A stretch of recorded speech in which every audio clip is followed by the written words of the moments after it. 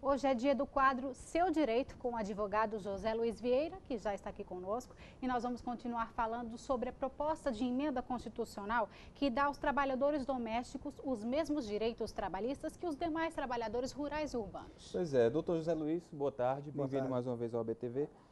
Ainda há muita dúvida em relação às horas trabalhadas, né? E a partir de agora, como é que faz para estabelecer a jornada de trabalho? Fica a critério da patroa e da empregada estabelecerem qual é a melhor forma do desenvolvimento dessa jornada. Lembrando que pode ser 8 horas, podem ser 6 horas, podem ser 4 horas. A emenda constitucional determinou que o máximo era 8 horas. Então, o acerto que ela vai fazer com a patroa vai ser para cumprimento de que houver necessidade. E se forem somente 4 horas sem problema, sem o intervalo para repouso, porque 4 horas de trabalho não dá direito a esse intervalo. Se ela trabalhar entre 6 horas e 8 horas, ela vai ter entre 4 e 6, 15 minutos de intervalo, e entre 6 e 8, 2 horas de 1 hora no mínimo e 2 horas no máximo de intervalo. Doutor, nós temos uma pergunta de uma telespectadora, a Nayane Silva. Diz que está trabalhando como empregada doméstica há 2 meses.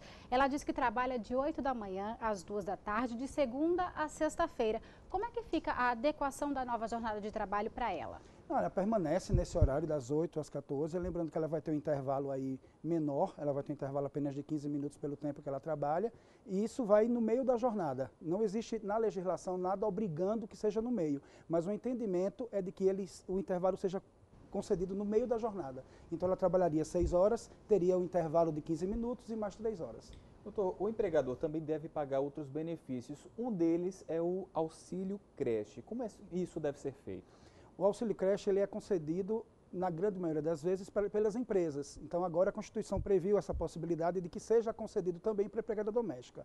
Isso será um custo para o patrão.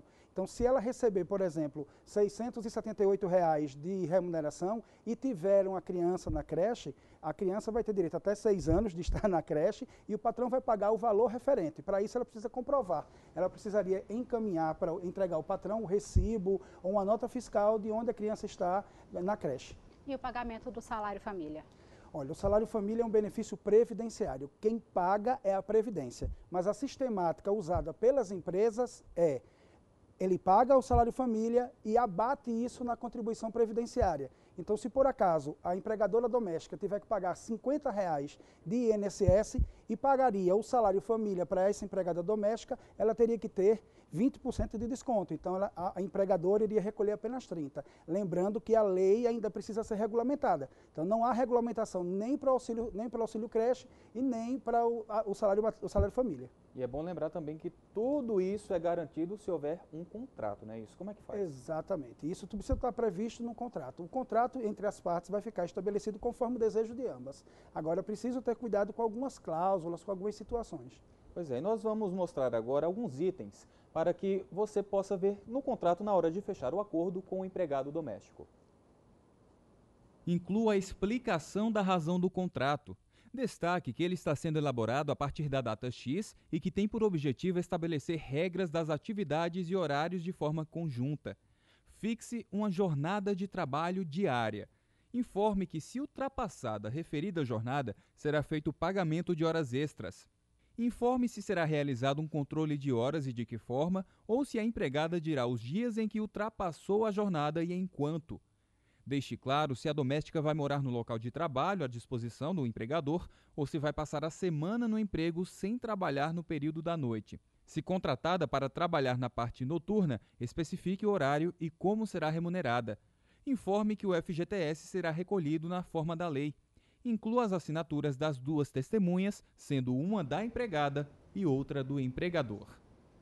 Ontem, o secretário executivo do Ministério da Fazenda, Nelson Barbosa, afirmou que o governo estuda criar um regime tributário especial para simplificar o recolhimento do Fundo de Garantia por Tempo de Serviço, o FGTS, dos empregados domésticos. Doutor, eu gostaria que o senhor explicasse como funciona esse recolhimento.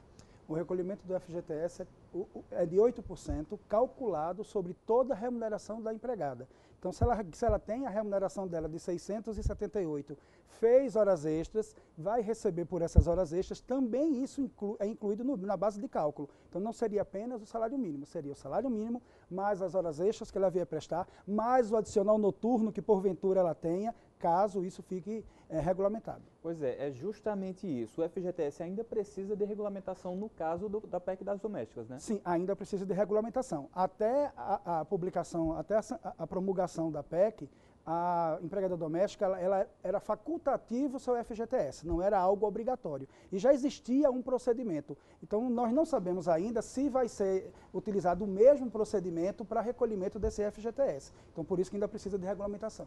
O cálculo do FGTS é a partir do salário base ou soma hora extra? Soma tudo.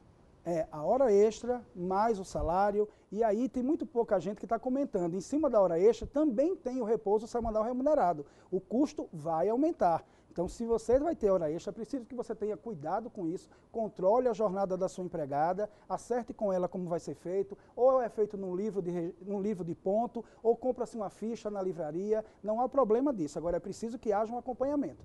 Gostaria que o senhor explicasse o que é necessário para fazer o recolhimento do FGTS. O recolhimento do FGTS não pode ser feito com o CPF da patroa. Ela necessariamente precisa ir à Receita Federal para que ela possa ter uma inscrição num cadastro chamado SEI, Cadastro Específico do INSS, que vai dar possibilidade para que ela se equipare à empresa e aí possa recolher o FGTS. Por onde? Quais são os caminhos? Ela vai à Receita Federal, ao Centro de Atendimento da Receita, ou procura o site da Receita, para que ela possa fazer essa inscrição. Nós temos aqui, seria o Centro de Atendimento do Contribuinte. Isso, CAC. E a Agência da Receita Federal do Brasil. Também tem um endereço eletrônico, não é isso?